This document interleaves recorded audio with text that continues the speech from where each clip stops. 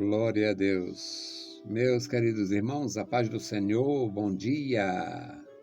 Estamos de volta, vamos pensar na palavra de Deus. É sempre bom a gente pensar, a gente aprender com o Senhor Jesus e aprender uns com os outros. Nós vamos meditar aqui no texto de João, capítulo 2, aquela grande dificuldade que Jesus viu no templo. Jesus chegou ali e viu o pessoal desonrando a Deus, desprezando o templo, comprando, vendendo. E Jesus fez realmente um protesto, demonstrou autoridade ali, porque eles tinham transformado o templo de Deus numa casa de vendas e estavam, na verdade, desonrando a obra de Deus, a casa de Deus, o nome de Deus. E o Senhor Jesus expulsou dali aqueles que vendiam e compravam. Aí os judeus, tinha sempre um fariseu por perto, tinha sempre alguém ali para criticar o Senhor Jesus, e os judeus disseram: você está, este sinal aí, essa autoridade e tal, qual o sinal que nós teremos? Qual o sinal que tu vai mostrar essa autoridade? Por que tu faz isto? Qual o sinal? João 2:18, a parte A, a parte B do versículo 18 diz: que sinal nos mostras para fazeres isto? Aí Jesus respondeu e disse-lhes: derribai este templo e em 3 dias o levantarei. Disseram, pois, os judeus: em 46 anos foi edificado este templo, e tu o levantarás em 3 dias? Mas ele falava do templo do seu corpo.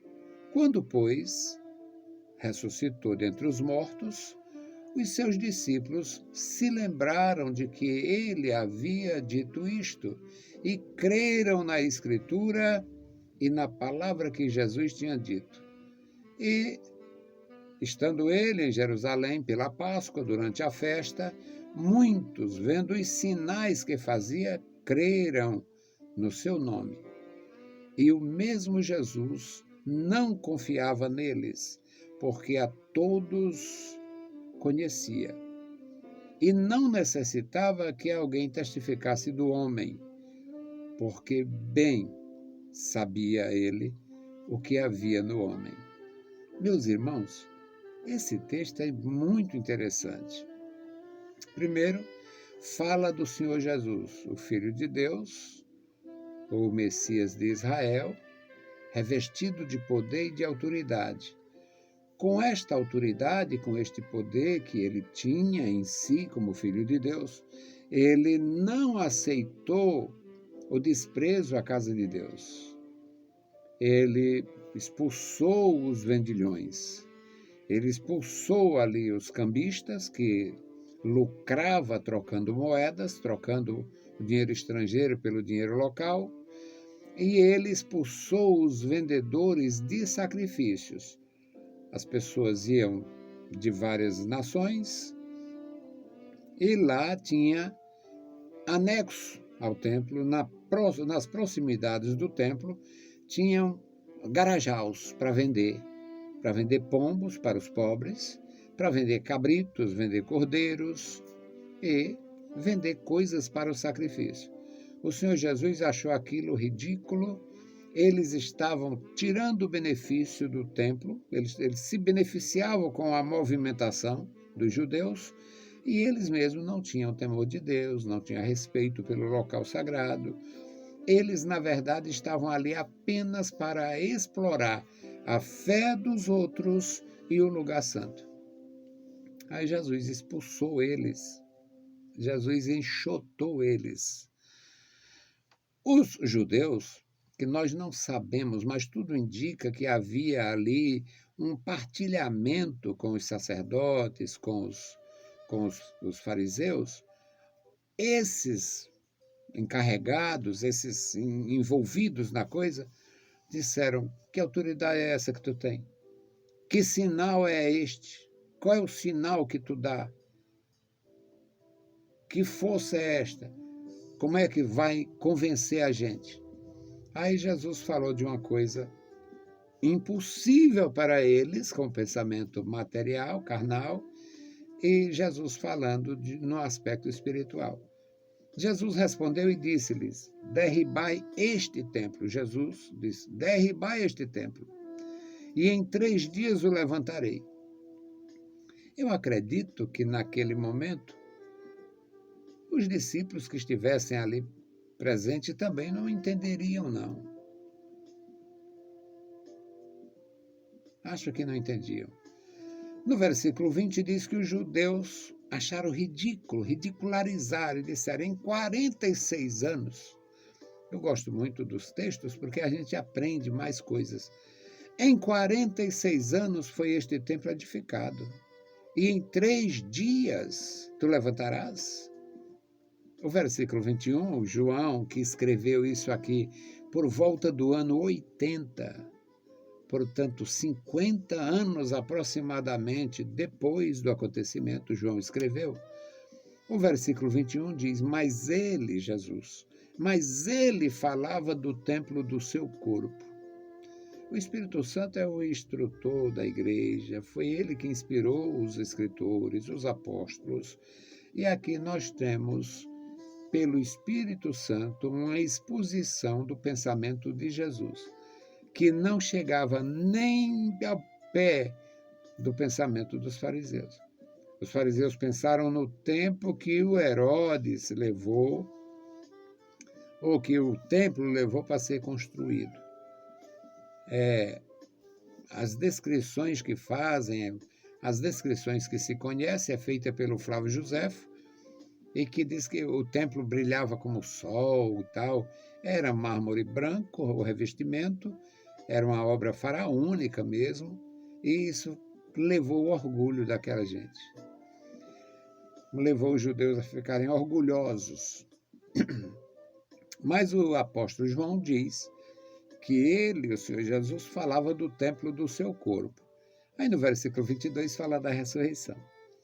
Quando, pois, ressuscitou dentre os mortos, os seus discípulos lembraram-se de que ele havia dito isto e creram na Escritura e na palavra que Jesus tinha dito. Ou seja, naquele momento, Jesus estava se expondo e Jesus foi preso a seguir, e Jesus foi sacrificado como Cordeiro de Deus, e quando ressuscitou dos mortos, os discípulos entenderam. Os fariseus talvez ainda não entenderam ainda hoje.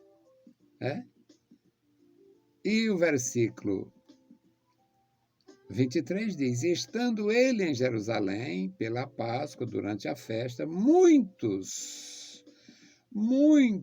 vendo os sinais que fazia, creram no seu nome. E o mesmo Jesus não confiava neles. Jesus confia em nós? Nós temos alguma coisa que Jesus possa confiar em nós? Jesus confia que a nossa fé é firme? Jesus confia que o nosso serviço é amoroso? Um serviço gracioso, a gente fazendo de graça, por amor à obra do Senhor e não por interesses? Jesus confia em você? Jesus confia em mim? E o mesmo Jesus, João 2:24, e o mesmo Jesus não confiava neles porque a todos conhecia. A todos conhecia. E não necessitava que alguém dissesse: aquele ali não serve para nada. Aquele ali é legal, mas aquele não presta para coisa nenhuma. Jesus não precisava destas informações. E não necessitava de que alguém testificasse do homem, porque ele bem sabia o que havia no coração do homem. Meus queridos irmãos, o Senhor conhece você. O Senhor me conhece. O Senhor nos conhece. E nos conhece tão profundamente, nos conhece tão bem, que nem nossas dissimulações impressionam e nem alguma informação que alguém possa dar é necessário. O Senhor conhece o nosso viver, o nosso íntimo, o nosso serviço, o nosso fervor, nossa adoração. O Senhor sabe a motivação do nosso interior. Eu sou feliz servindo ao Senhor Jesus. Eu sou feliz andando com o povo de Deus. Eu sou feliz servindo a igreja do Senhor Jesus, apesar de mim. Pequeno, desajeitado, às vezes solto demais, abro o verbo, muitas vezes sou censurado por causa disto, até porque nós vivemos o século da dissimulação, da simulação e da hipocrisia. Se você é discípulo, não cultive hipocrisia, falsidade, não cultive esse tipo de vida, porque o Senhor conhece muito bem o que tem dentro. O Senhor sabe qual é o tesouro do teu coração e do meu. Amém? Vamos orar ao nosso Deus, pedindo a sua graça, porque é maravilhoso andar com Deus sempre.